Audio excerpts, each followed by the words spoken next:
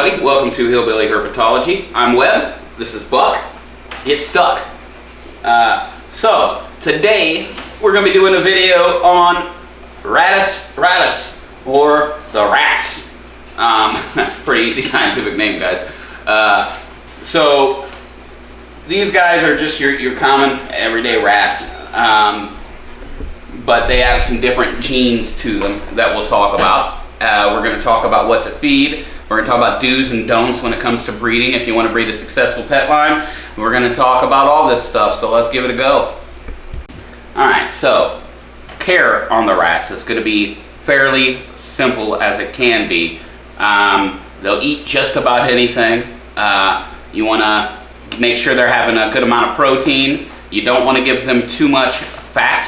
When they're not good with a lot of fat, they don't need it. But there are commercially available rat pellets, and that's a really good thing to feed them. So this guy right here is called a red-eyed marten, and the trait is they're going to have the red eyes. They're going to have a kind of a marking up here on their nose, and mine have a lot of blue in them, but you can find them just white, which I do have a white one in here. So that's a lot of what my bloodline is. This guy right here is the father of pretty much all of my rats. He's been my main male breeder for probably close to 8 or 9 months now, and he has fathered most of the rats that are down in the basement. He's a great breeder. He's nice and he's big, and that's how I picked him out. When he was just a little baby rat, about the size of these guys here, right? When he was just a little baby rat, him and his brother was probably 3 times the size of any other baby rat that was in that group, and I was like, yep, these guys are breeders. His brother since then has been a feeder because he showed some tendencies that I didn't necessarily like in the breeding aspect. But yeah, he is just an absolutely gorgeous rat. I love him. He's very nice, as you can tell. These rats aren't rats that get played with every day. These guys are breeder rats, and I've bred for this niceness. So next, I'll show you a female line that I personally came up with. Now, what this is a blue rat. That's what they call them, blue. But they're usually not quite this color. I have line bred this coloration of blue. It's a very, very light blue, and it's almost silver, is what I would call it. You say that's a silver, Eric? Like, it's an intense, interesting color. And then on top of that, I don't know if it's showing up. Is the pinkness of her skin here showing up through her fur? Not much, a little bit. She's what they call Rex gene.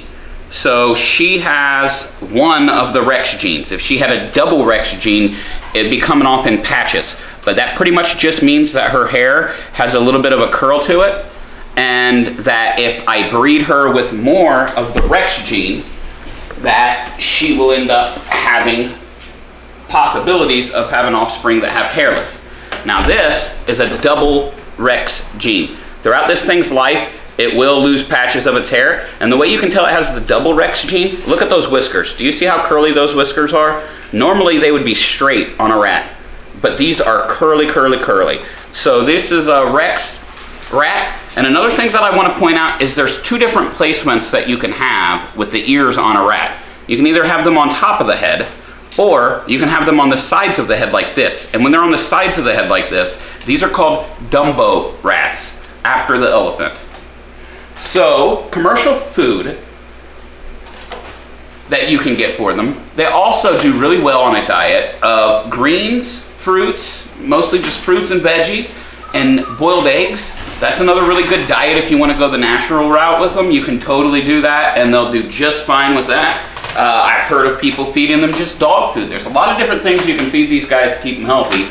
I use a rack system for these guys, so they stay out as a rack. I go out, I'll pull a drawer open, there'll be rats in it. There's a mesh on top of the drawer, holds the food and the water bottle, and it's just a really nice method. Now, one of the things that I want to point out here, when you're breeding rats, as you have noticed here, I've left this cage door open. None of these rats are trying to run out of here. Now, if I left this open, they probably would. But I have bred for all of these traits and these characteristics.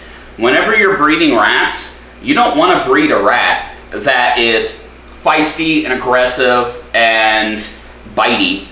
You want to breed rats that are docile. You want to breed rats that you can reach in here, pick up, all fast like however you want to, and you don't have to worry about them doing anything to you.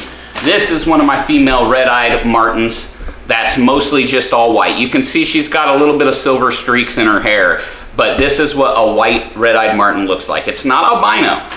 Would be easy to confuse, but if you were here and you could see her in person, you'd see she's got some darker patterning in her fur than what a true albino would have. And she's actually got a small marking on the tip of her nose that probably doesn't show up on camera either. If you keep playing with this, you get what's called a Himalayan rat, which would look kind of like a Siamese cat or a Himalayan cat. It would have flame point markings on the tip of its nose. Hey, you get up in there, mama. So, rats, when they're young, she loves babies. She's a mom through and through. She's a great mama. So, when they're young, they start off even smaller than this, and they'll actually be all pink with their eyes closed. But within a week and a half, this is what they'll look like. Within 2 weeks, even bigger than this.